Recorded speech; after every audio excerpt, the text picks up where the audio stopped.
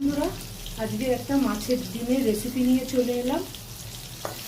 ডুমো ডুমো করে আলু কেটে নিয়ে তেল গরম হয়ে গেছে, দিয়ে দিয়েছি নুন হলুদ, দিয়ে দিয়েছি ভাজাভাজি হোক, তারপরে দেখাচ্ছি কি দিচ্ছি না দিচ্ছি। আলুগুলো ভেজে নিয়েছিলাম, এবারে যে ডিমটা করব মাছের ডিম, ডিমগুলো ভেজে নিয়ে টুকরো টুকরো করে কেটে নিয়েছি। এটা একটু অন্যরকম করে করব, তো সেই জন্য ডিমগুলো আর ইয়ে করিনি, এরকম টুকরো টুকরো করে ভেজে নিই। তারপরে কি মশলা দিচ্ছি না দিচ্ছি দেখাচ্ছি। জিরে ফোড়ন দিয়ে দিচ্ছি, জিরেটা ভাজি হয়ে পেঁয়াজ রসুন দিয়ে দিচ্ছি। এটা একটু ভাজাভাজি হোক, তারপরে কি দিচ্ছি না দিচ্ছি দেখাচ্ছি। ভাজাভাজি হয়ে গেছে, আর এর মধ্যে আদা, টমেটো, জিরে গুঁড়ো, ধনের গুঁড়ো সব দেওয়া হয়ে গেছে, লঙ্কা, কাঁচা লঙ্কা, এই পেস্টটা আবার একটু দিয়ে দেবো। মশলা ইয়ে করা হয়ে গেছে, এর মধ্যে একটুখানি হলুদ, নুন আর একটু সামান্য মিষ্টি আমি দিই, তোমরা না দিলেও দিতে পারো। একটু ইয়ে হোক, তেলটা ছাড়ুক, তারপরে দেখছি কি দিচ্ছি না দিচ্ছি। দেখো বন্ধুরা, তেল ছেড়ে গেছে মশলা থেকে, এবার আমি আলুগুলো দিয়ে দেবো।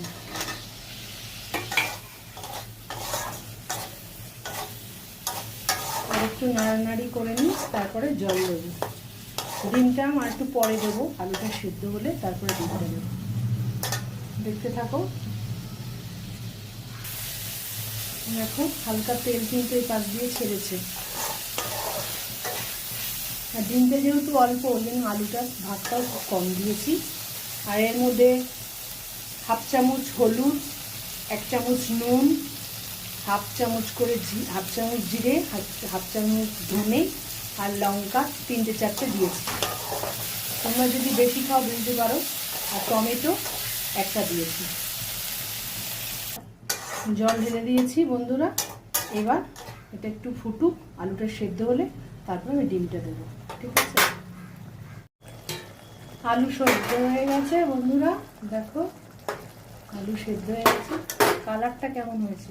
এবারে ডিমগুলো দিয়ে দেবো।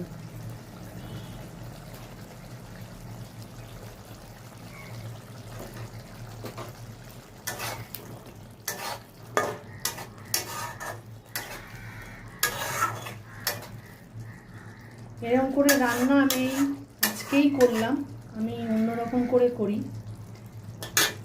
এটা যেহেতু নতুন করলাম তাই তোমাদের কাছে তুলে ধরলাম।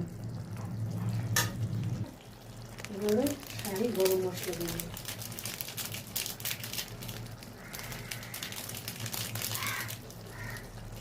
হয়ে গেল আমার মাছের ডিমের রসা।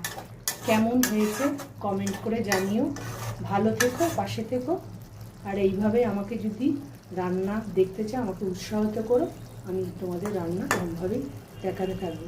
টাটা।